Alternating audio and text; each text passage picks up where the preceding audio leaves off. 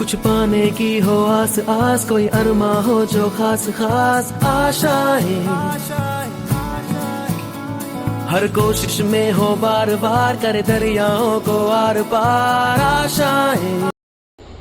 28 February विज्ञान दिनानिमित्त इयत्ता 5वी ते 8वी विज्ञान पाठ्यपुस्तकातील विविध आकृत्या विद्यार्थ्यांना काढायला सांगितल्या होत्या आणि विद्यार्थ्यांनी खूप छान प्रतिसाद देऊन त्या आकृत्या पूर्ण केलेल्या आहेत. त्याचं प्रदर्शन आम्ही इथे बनवलेलं आहे.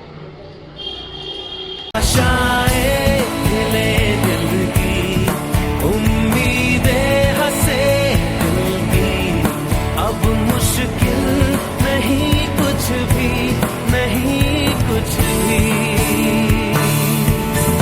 आशाएं खिले दिल की, उम्मीदें हंसे दिल की, अब मुश्किल नहीं कुछ भी, नहीं कुछ भी।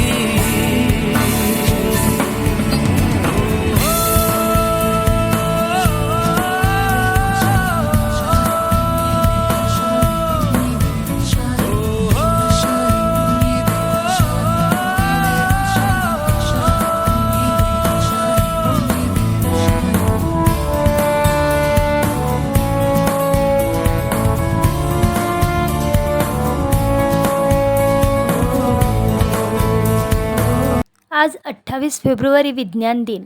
विज्ञान म्हणजे असे ज्ञान की आज अश्मयुगातील माणूस डिजिटल युगात येऊन पोहोचला आहे. तुम्ही मुले आजूबाजूचे निरीक्षण करता आणि त्याविषयी अचूक असे प्रश्न विचारून त्याविषयी ज्ञान मिळवता. यालाच विज्ञान असे म्हणतात. चला तर मग पाहूया विज्ञानाविषयी थोडीशी माहिती. 28 फेब्रुवारी हा दिवस आपण डॉक्टर सी.व्ही. रामन यांच्या स्मरणार्थ साजरा करतो. परंतु या दिवशी त्यांची पुण्यतिथी किंवा जयंती नसून तरीसुद्धा हा दिवस आपण त्यांच्या स्मरणार्थ का बरं साजरा करतो? अगदी बरोबर.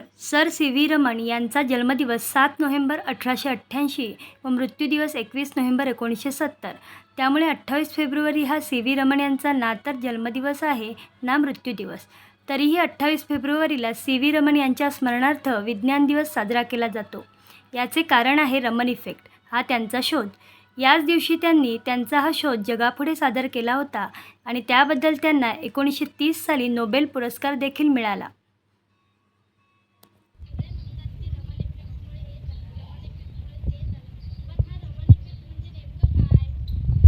चला तर मग पाहू रमन इफेक्ट म्हणजे नेमके काय. रमन इफेक्ट म्हणजे एक प्रकारचे प्रकाशाचे विकिरण. प्रकाशाचे विकिरण हा एक दृश्य परिणाम आहे. यामध्ये प्रकाश किरण विशेषतः मोनोक्रोमॅटिक लाईट जेव्हा एखाद्या मॉलिक्यूलवर म्हणजेच रेणूवर पडते तेव्हा सामान्यतः ते किरण आपली वेव्हलेंथ म्हणजेच तरंगलांबी व वारंवारता म्हणजेच फ्रिक्वेन्सी कायम ठेवते. परंतु काही वेळा प्रकाश किरण मॉलिक्यूलमधून जाताना आपली एनर्जी ते मॉलिक्यूलला देतात किंवा मॉलिक्यूलची एनर्जी स्वतः घेतात व एनर्जीची देवाणघेवाण होते.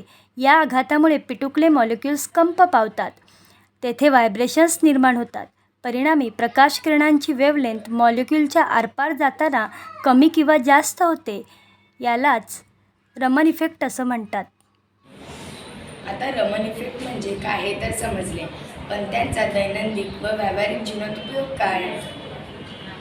जर तुम्हाला एखादे द्रावण दिले व त्यात कोणते घटक आहेत ते विचारले तर तुम्हाला सांगता येतील का? तर नाही. परंतु रमन इफेक्टच्या सहाय्याने पदार्थाची चव न घेता त्यातील घटक अचूक ओळखता येतात आणि त्यासाठी उपयुक्त ठरते ती रमन स्पेक्ट्रोस्कोपी. शेतातील कीटकामध्ये नेमके कोणते रसायन आहे ते ओळखून त्याला मारणारे कीटकनाशक बनवले जाते. तसेच रमन इफेक्टचा वापर वेगवेगळ्या क्षेत्रातही केला जात आहे. उदाहरणार्थ औषधातील रासायनिक घटकांचे विश्लेषण व प्रमाण तपासण्याकरता, कच्च्या सामग्रीची गुणवत्ता व शुद्धता तपासण्यासाठी तसेच पुरातत्व संशोधनासाठी रमन इफेक्टचा वापर केला जातो. व्यक्तीच्या रक्ताचे नमुने घेऊन त्यातील अल्कोहोलचे प्रमाण तपासण्यासाठी देखील याचा वापर केला जातो. रमन इफेक्टमुळे खाण्याच्या पदार्थातील भेसळसुद्धा सहज ओळखता येते.